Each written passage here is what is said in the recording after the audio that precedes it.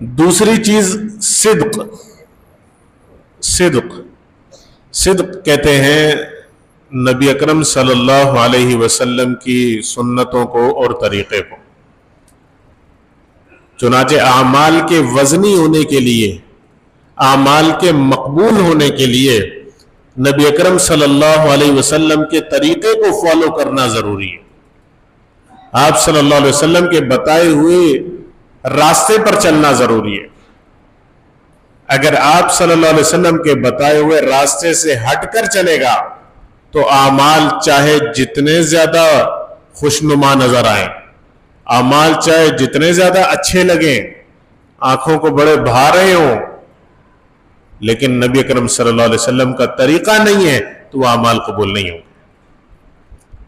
بلکہ نہ صرف قبول نہیں ہوں گے، پکڑ کا باعث بن جائیں گے. آج ہم جمعے کے لیے اکٹھے ہوئے نا، جمعے کی نماز، جمعے کی رکعتیں فرض کتنی ہیں؟ کتنی فرض رکعتیں ہیں؟ 2 رکعت. اب کوئی آدمی کہتا ہے کہ یار رمضان کے دن ہے، 1/70 کا وعدہ ہے، اور کتنے موقع ہے، مبارک موقع ہے، آخری جمعہ ہے، کیا پتہ دوبارہ رمضان کا جمعہ نصیب ہوتا ہے یا نہیں ہوتا، میں 2 کے بجائے 4 پڑھ لیتا ہوں، 2 کے بجائے 4 پڑھ لیتا ہوں. کیا خیال ہے، معتبر ہوگا؟ حالانکہ وہ تو اپنے طور پہ تو اس کی نیت اچھی ہے، نیت تو اس کی اچھی ہے کہ یار میں تو ثواب کے لیے کام کر رہا ہوں، پتہ نہیں دوبارہ جمعہ آخرت کا ملے گا، 1 سال پورا پڑا ہے، رمضان کا دوبارہ جمعہ نصیب ہوگا نہیں ہوگا، آج تھوڑی زیادہ نیکیاں کر لیتا ہوں، 2 کے بجائے 4 کر لیتا ہوں.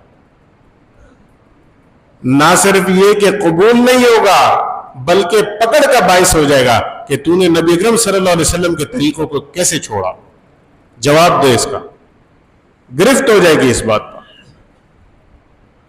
کہ پیارے پیغمبر جناب رسول اللہ سب کہہ دیں صلی اللہ علیہ وسلم کہ مبارک طریقے کو تو نے چھوڑا، تو اب تیری نیت جتنی چاہے مرضی اچھی ہو قبول نہیں ہے. ایک مرتبہ حضرت عمر رضی اللہ تعالیٰ عنہ جب خلیفہ بنے، امیر المؤمنین تھے، انہوں نے دیکھا ہے کہ ایک شخص آیا صبح فجر کے وقت، طلوع فجر کے بعد، اس نے 2 رکعت کی نیت باندھی، 2 رکعت پڑھ لی، اس کے بعد پھر کھڑا ہوا، پھر نیت باندھ لی، پھر کھڑا ہوا، پھر نیت باندھ لی. حضرت عمر بھی اس کو دیکھ رہے تھے، حضرت علی بھی دیکھ رہے تھے، کیونکہ ان کے بعد کے زمانے میں بعد والے لوگ بھی مسلمان ہوئے جنہوں نے حضور کی صحبت نہیں اٹھائی ہوئی تھی، تو اس طرح کی تربیت ان کی نہیں تھی بعد کے لوگوں کی، لیکن صحابہ کرام موجود تھے، وہ ان کی فوراً گرفت کرتے تھے. حضرت عمر اور حضرت علی دونوں اس کے پاس لے گئے، کہا کہ یہ جو تم نے 2 رکعت پہلی پڑھی وہ کیا تھی؟ کہا 2 رکعت سنت تھی فجر کی. اور اس کے بعد جو 2 رکعت، کہا 2 رکعت نفل پڑھی، پھر 2 رکعت نفل. کہا کہ ہم نے حضور صلی اللہ علیہ وسلم کو طلوع فجر کے بعد سوائے 2 رکعت فجر کی سنتوں کے کوئی اور نماز پڑھتے ہوئے نہیں دیکھا، لہذا یہ عمل دوبارہ مت کرنا. طلوع فجر کے بعد فرض نماز تک صرف 2 رکعت سنت فجر ہے، دوسری کوئی نماز نہیں ہے، دوسری کوئی نماز نہیں. وہ آگے سے کیا کہتا ہے؟ کہتا ہے کہ میں کون سا کوئی غلط کام کر رہا ہوں، میں کون سا کوئی غلط کام کر رہا ہوں، میں تو نماز ہی تو پڑھ رہا ہوں. حضرت عمر رضی اللہ تعالیٰ عنہ کو تو آپ کو پتہ جلالی صحابی تھے. کہا میں تجھے اللہ کے نبی کی سنت بتا رہا ہوں اور تو آگے سے مجھے اپنی منطق دے رہا ہے، اپنی لاجک دیتا ہے. کہا کہ دوبارہ کرتے ہوئے دیکھا تو یہ عمر کا کوڑا تو دیکھ لے، یہ عمر کا کوڑا پھر تجھ پر برسے گا دوبارہ اگر تجھے میں نے یہ کام کرتے ہوئے دیکھا. کہا کہ نبی اکرم صلی اللہ علیہ وسلم نے جو عمل جس طریقے پر کیا ہے اسی طریقے پر کیا جائے گا، اس میں اضافہ قابل قبول نہیں ہے. تو یہ تو ثابت ہے، کوئی چیز، کوئی غلط کام کرتے ہوئے کوئی اضافہ دیکھ لیتے اسی وقت گرفت کر لیتے. آج ہم نے بہت ساری چیزوں کو دین کا حصہ بنا کے دین میں شامل کر دیا. کوئی تیجا ہے، کوئی ساتواں ہے، کوئی 40واں ہے، کوئی جلوس ہے، کوئی فلانے ہیں، کوئی ڈھمکانے، نئی نئی باتیں، نئی نئی چیزیں دین کے اندر دیکھنے کو ملتی رہتی ہیں، سننے کو ملتی رہتی ہیں۔ تو جو کام نبی اکرم صلی اللہ علیہ وسلم نے، صحابہ کرام نے نہیں کیا، وہ دین نہیں ہو سکتا۔ ہمارے لیے معیار اور کسوٹی نبی اکرم صلی اللہ علیہ وسلم کی ذات، صحابہ کرام کی ذات، یہ دونوں کسوٹی اور معیار ہے۔ صحابہ کرام نے بھی جس عمل پر مداومت اختیار کر لی، اجماع کر لیا، وہ بھی دین کا حصہ بن گیا۔ مثال کے طور پہ بات کرتا ہوں تراویح کی۔ تراویح کی نماز نبی اکرم صلی اللہ علیہ وسلم کے زمانے میں 3 دن تک ہوئی۔ صحابہ کرام تو مشتاق تھے، بیٹھے رہتے تھے، چوتھے دن بھی بیٹھ گئے تو آپ نے فرمایا، جان بوجھ کر نہیں آئے، فرمایا کہ اگر میں آ جاتا تو یہ فرض ہو جاتی، اس لیے میں اتنی مشقت تم پر نہیں ڈالنا چاہتا تھا۔ زمانہ گزر گیا، حضرت عمر رضی اللہ تعالیٰ عنہ، حضرت عمر رضی اللہ تعالیٰ عنہ ایک مرتبہ ایک مسجد نبوی میں آئے تو دیکھا کہ لوگ تراویح پڑھ رہے ہیں، ایک یہاں کھڑا ہوا ہے، ایک وہاں کھڑا ہوا ہے، ایک یہاں کھڑا ہوا ہے، ایک اس طرف کھڑا ہوا۔ حضرت عمر رضی اللہ تعالیٰ عنہ نے سب کو اکٹھا کیا، حضرت ابی بن کعب کو فرمایا کہ ان کو تراویح پڑھاؤ، ان کو ایک امام کے پیچھے اکٹھا کر دیا۔ حضرت ابی بن کعب تراویح پڑھانے شروع کیے۔ چنانچہ اس زمانے کے بعد سے لے کر آج تک مسلمانوں کا اس پر اجماع ہے، اور وہ تراویح بھی 20 رکعت تھی۔ مصنف ابن ابی شیبہ حدیث مبارکہ کی بہت بڑی کتاب ہے، امام بخاری رحمہ اللہ کے استاذ ہیں، انہوں نے لکھا ہے، ایک باب باندھا ہے جس کا عنوان ہے فی کم رکعات فی صلاۃ التراویح، کہ اس میں کتنی رکعتیں پڑھا کرتے تھے۔ تقریباً 8 یا 10 حدیثیں لے کر آئے جس میں بتایا کہ، یعنی اقوال لائیں صحابہ کرام کے، جس میں انہوں نے بتایا کہ صحابہ 20 رکعت تراویح پڑھتے تھے۔ اب نئے نئے زمانے، نئے نئے فتنے پیدا ہوتے ہیں، اور وہ کھڑے ہو کر مسلمانوں کے دلوں میں شکوک اور شبہات پیدا کرتے ہیں، شکوک اور شبہات ڈالتے ہیں کہ نہیں یہ تو یوں تھا، یہ تو ویسے تھا، یہ تو ویسے تھا، اور نہیں عمل کرنا تو نہ کرو، دوسروں کو کیوں دماغ خراب کرتے ہو، دوسروں کا کیوں ذہن خراب کرتے ہو، نہیں پڑھنا، تم نئی نیکیاں کمانا چاہتے تو جاؤ نہیں کماؤ، ہزاروں لوگ باہر گھوم رہے ہیں، جہنم کا ایندھن بن رہے ہیں، تم بھی ان میں شامل ہو جاؤ، لیکن مسلمانوں کو کیوں ذہن خراب کرتے ہو؟ جو پڑھ رہے ہیں، جو پڑھ رہے ہیں ان کے ذہنوں میں آ کر کیوں یہ زہر ڈالتے ہو کہ نہیں صحابہ نے تو 8 پڑھی ہے، یہ تو فلانا ہے، حضور کے زمانے میں تو 8 تھی اور ایسے تھا ویسے۔ صحابہ کرام سے زیادہ دین کو سمجھنے والے نہیں ہیں۔ صحابہ کرام کا جس بات پر اجماع ہو جائے، اصول فقہ کی کتابوں میں یہ مسئلہ لکھا ہوا ہے کہ جس مسئلے پر صحابہ کرام اکٹھے ہو جائیں وہ مسئلہ ایسا ہے جیسے قرآن کی آیت، نور الانوار کے اندر یہ عبارت لکھی ہوئی ہے، وہ مسئلہ ایسا مضبوط ہو جاتا ہے جیسے قرآن کی آیت کا کوئی انکار کر دے تو کافر ہوتا ہے، اسی طرح صحابہ کے اجماع کا انکار کرنے سے بھی کافر ہوتا ہے۔ ایسا مضبوط مسئلہ صحابہ کا اجماع ہوتا ہے۔ تو صحابہ کرام جب کسی مسئلے پر متفق ہو گئے، آج 1400 سال کے بعد ہم اس کے اندر میخیں نکال رہے ہیں، اس میں کیڑے نکالنے، یہ تو یوں تھا، چنانچہ یہ اس میں تھا، اس میں ایسے نہیں لکھا تھا، یہ راوی ضعیف تھا، یہ فلاں تھا، یہ ڈھمکا، اس طرح کی بات۔ صحابہ کرام 1450 سال سے جس پر عمل کرتے رہے، بعد کے لوگ اس کو چلاتے رہے، آج تک اس پر عمل ہو رہا ہے اللہ کے فضل سے۔ لیکن ایسے زہر، لوگوں کے ذہنوں میں زہر ڈالنے والے ہر زمانے کے اندر ایسے فتنے موجود ہوتے ہیں، کیونکہ یہ فتنوں کا سلسلہ بھی تو چلے گا نا، یہ بھی قیامت تک ساتھ چلے گا۔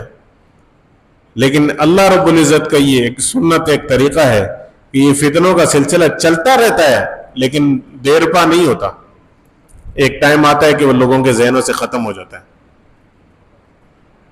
ایک بزرگ تھے، انہوں نے ایک خواب دیکھا اور بڑا اچھا خواب دیکھا۔ مفتی شفیع صاحب رحمہ اللہ کے پاس حاضر ہو، کہا کہ حضرت میں نے ایک خواب دیکھا، عجیب خواب ہے۔ کہا کہ میں دیکھا ہوں کہ ایک بلیک بورڈ ہے، اس بلیک بورڈ پر آپ ایک آپ نے ایک لکیر لگائی, سامنے حضرات موجود ہیں, کہا کہ یہ کیا ہے؟ سب نے کہا ایک. آپ نے اس کے آگے ایک صفر لگایا, کہا آپ کتنے ہو گئے؟ کہا 10. ایک اور صفر لگایا, کہا کہ 10. ایک اور صفر لگایا, کہا کہ 100 ہو گئے, 1000 ہو گئے, 10,000 ہو گئے, لاکھ ہو گئے. پھر آپ نے کہا, پھر آپ رک گئے, آپ نے ایک اور لکیر لگائی اور پھر کہا اس طرف 101 کے اس طرف صفر لگایا, کہا کہ اب کتنے ہو گئے؟ کہا کہ 0.1. ایک اور صفر لگایا, کہا اب کتنے ہو گئے؟ کہا کہ 2.1. ایک اور صفر لگایا, کہا اب 3.1.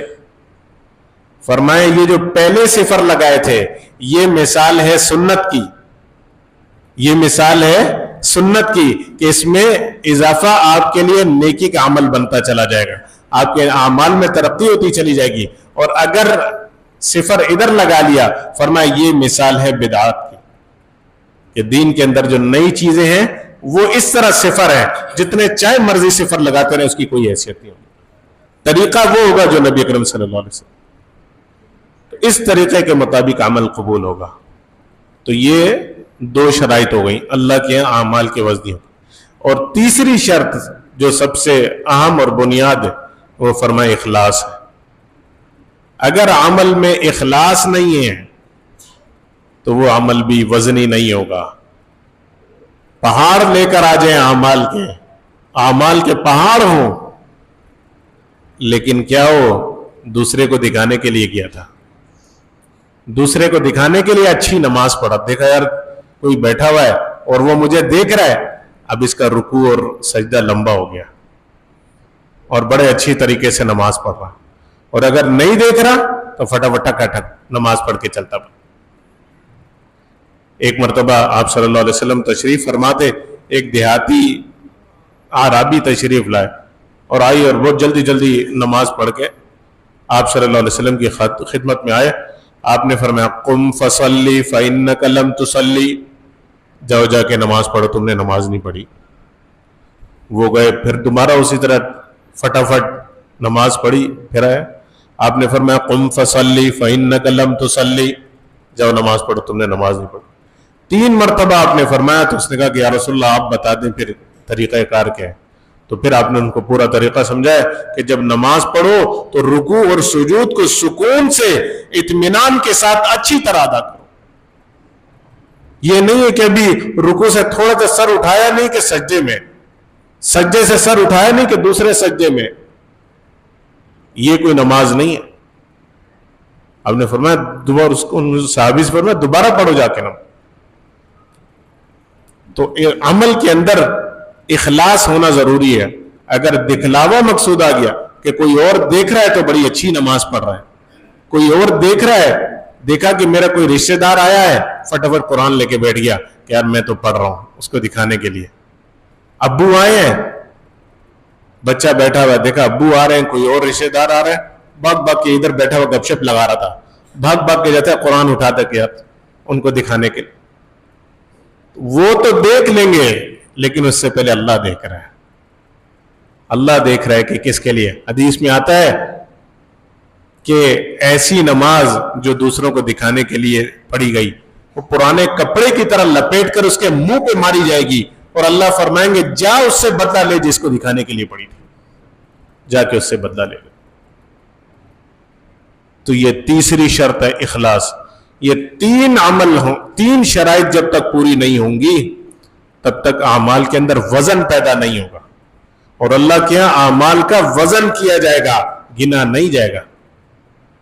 فَأَمَّا مَنْ ثَقُلَتْ مَوَازِينُهُ, اعمال کو تولا جائے گا, وزن کیا جائے گا. گنتی مقصود نہیں ہے کہ اس نے رات کو تہجد میں کتنی رکعتیں پڑھی تھی, تہجد میں 8 رکعتیں پڑھی تھی یا 20 رکعتیں پڑھی تھی یا 36 پڑھی تھی. اگر اس میں اخلاص نہیں ہے کوئی حیثیت نہیں ہے.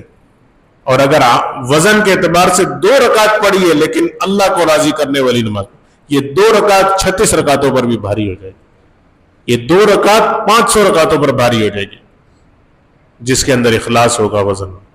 تو یہ 3 شرائط کا اپنا استحضار رکھیں ہمیشہ. نمبر 1 ایمان, اللہ کے فضل سے ایمان کی حالت تو الحمدللہ ہم کو حاصل ہے. اب دوسری اخلاص، دوسری صدق نبی اکرم صلی اللہ علیہ وسلم کا طریقہ، اور تیسری اخلاص. جب یہ تین چیزیں مل جائیں گی، پہلی چیز تو حاصل ہو گئی، اللہ تعالیٰ نے بغیر مانگے عطا کر دی، اللہ کا فضل، شکر الحمدللہ. لیکن باقی دو کے لیے محنت کرنی ہے کہ نبی اکرم صلی اللہ علیہ وسلم کا طریقہ ہونا چاہیے ہر عمل میں. نبی اکرم صلی اللہ علیہ وسلم 24 گھنٹے کی زندگی کی تعلیم دے کر گئے.